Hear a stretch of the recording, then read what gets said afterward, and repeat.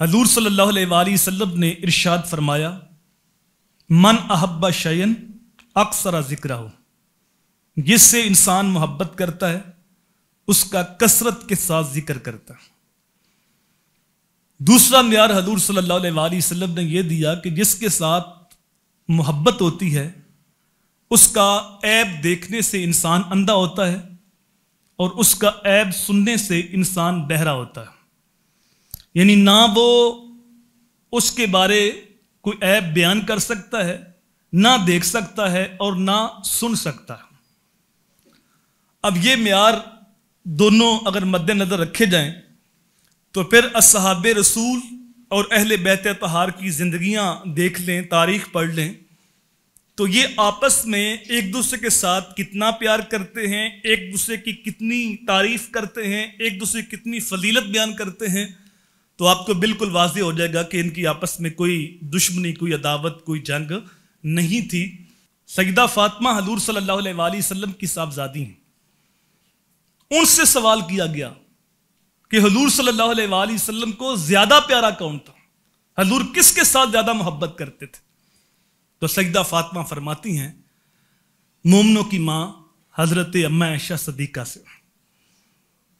फिर सवाल करने वाले ने पूछा कि मर्दों में ज्यादा प्यार किसके साथ था? तो सैयदा फातिमा फरमाती हैं, हजरत आयशा के वालिद गिरामी अबू बकर सिद्दीक से रजी अल्लाह तआला अन्हु। अब यही सवाल सैयदा आयशा से होता है, यह भी सिहा की हदीस है कि हुजूर सल्लल्लाहु अलैहि वसल्लम को ज्यादा प्यारा कौन था? तो हजरत अम्मा आयशा सिद्दीका फरमाती हैं, इस उम्मत में हुजूर सल्लल्लाहु अलैहि वसल्लम को ज्यादा प्यार सैयदा फातिमा के साथ था। सवाल करने वाला फिर सवाल करता है कि मर्दों में ज्यादा प्यारा कौन था?